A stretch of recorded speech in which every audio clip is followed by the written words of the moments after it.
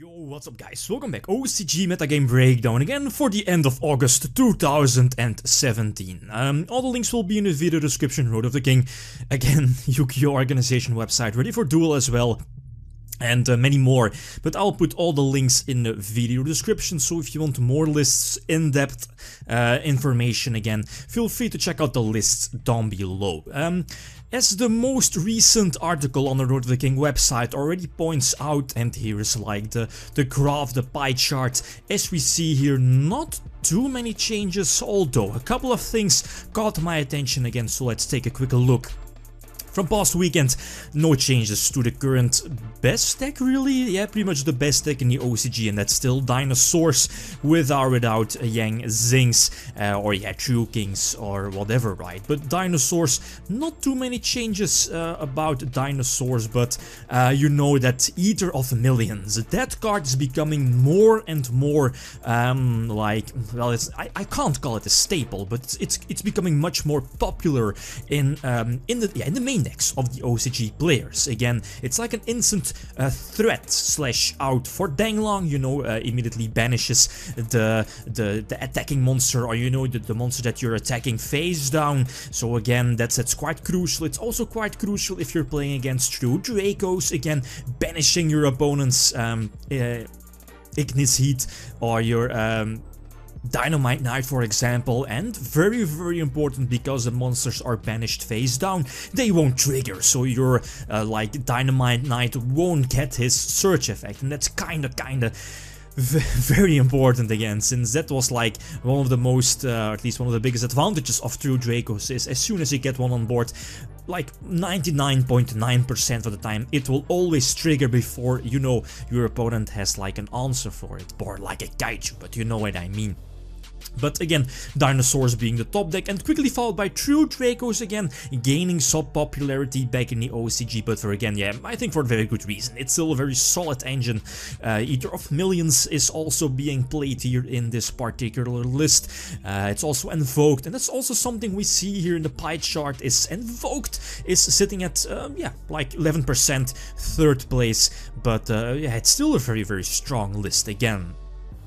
Fourth place, again, something we saw happening past couple of weeks, but you know, was pointed out last week in a video as well, and that's Heroes. Heroes again have access to double Stratos in the OCG, sadly only one Shadow Mist, but looking at the builds here, very intriguing. You know, the Honest, the new Hero Honest as well, I believe it's the Neos if I'm not mistaken, but again, access to double Stratos is again kinda good, but yeah, it's something that we can't follow here in the TCG, but yeah, then again, we in the TCG do have access to, you know, the full squad of Shadow Mist. So that's like a big difference between the OCG and the TCG, but again, very interesting. Heroes are sitting at 4th place, and then at least my biggest surprise from past weekend is the lack of ABC.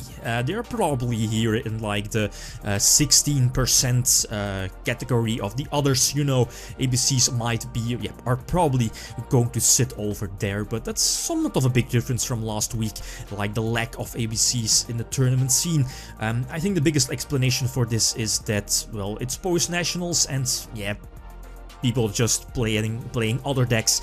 I'm pretty much sure, I think that by the time next week with the results, ABC is probably going to get back here in the top 5 spot.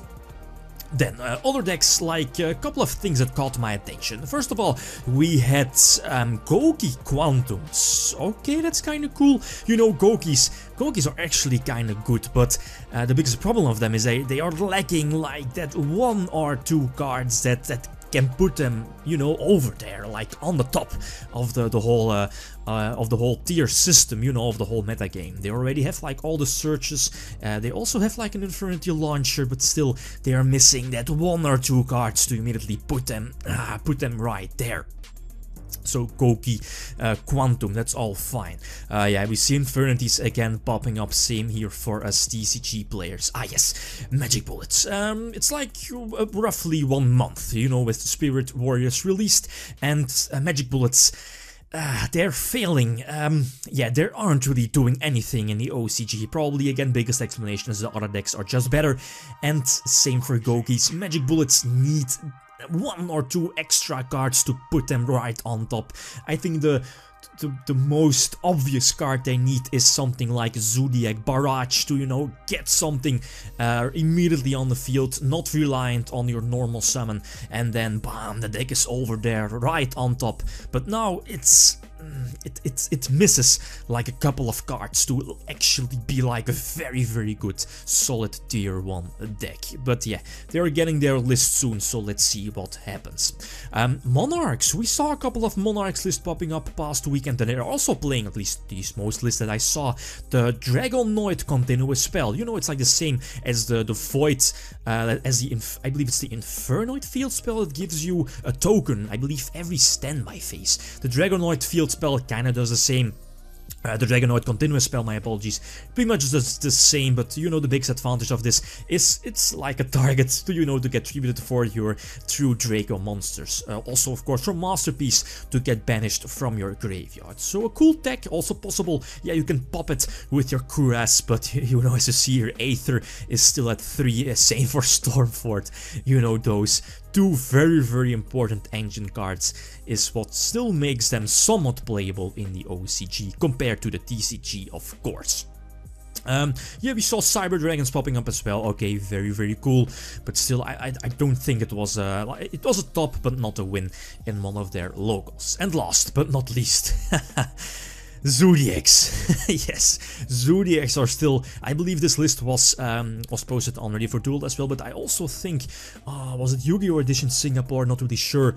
This particular build went 4-1, I believe. It was at the locals, but yeah, locals, right? But still, going 4-1 at the tournament in like the whole scene of true Draco, dinosaurs, with Yang Zings, etc.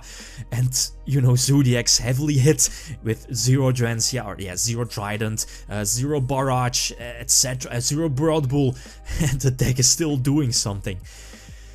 It's like becoming Burning Abyss, right? Well, anyway, all the links again will be in the video description. Yeah, okay, guys, that's it. Thanks for watching, and feel free to leave a comment or like if you enjoyed the video. Lithium signing out. Peace.